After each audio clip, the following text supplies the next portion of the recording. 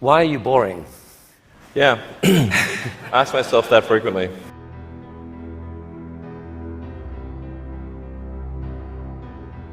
A lot of people dreaming about future cities, they imagine that actually the solution is sort of flying cars, drones, etc. You go above ground. Trying to dig a hole under LA, a 3D network of tunnels to alleviate congestion. I think one of the most soul-destroying things is traffic.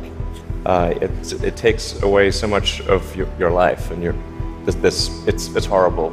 There's no speed limit here, so we're designing this to be able to operate at 200 kilometers an hour, about 200 kilometers an hour, or about 130 miles per hour.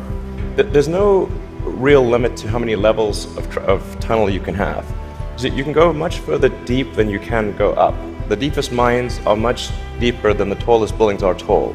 I mean, you started Tesla with the goal of persuading the world that electrification was the future of cars. Yeah. Cross country from LA to New York by the end of the year, fully autonomous. By the end of the year, you're saying someone's going to sit in a Tesla without touching the steering wheel, tap in New York, off it goes, won't have to ever touch the wheel by the end of 2017. We should be able to go from all the way from a parking lot in California to a parking lot in New York, no controls touched at any point during the entire journey. So this is allowing you to dream of this really ambitious idea of sending like many people to Mars in 10 or 20 years time, I guess.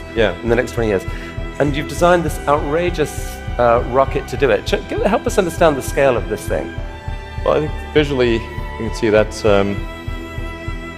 person, the thrust equivalent of 120 747s with all engines blazing. This can take a fully loaded 747 with maximum fuel, maximum passengers, maximum cargo on the 747. This can take it as cargo.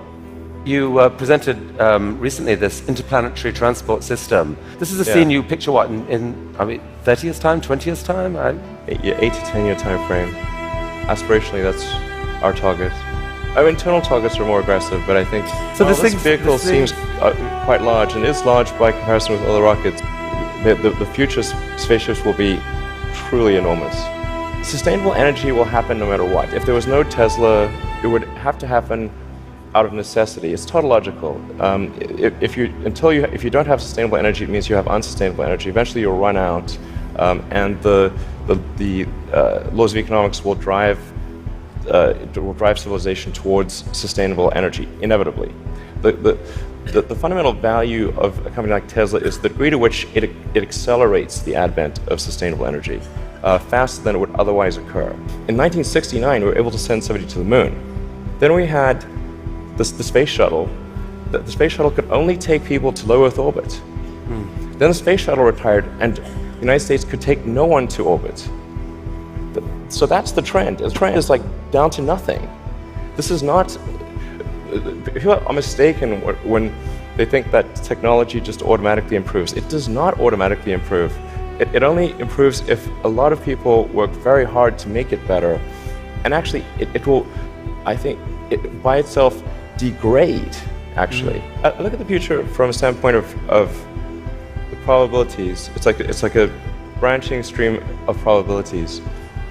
And there are actions that we can take that affect those probabilities, or that accelerate one thing or slow down another thing, introduce something new to the probability stream. That in your mind you dream this stuff, you dream stuff that no one else would dare dream, or no one else would be capable of dreaming at the level of complexity that you do. The fact that you do that, Elon Musk, is a really remarkable thing. It's important to have a future that is inspiring and appealing. I mean, I just think that there have to be reasons that you get up in the morning and you want to live. Like, why do you want to live? What's the point? What inspires you? What do you love about the future?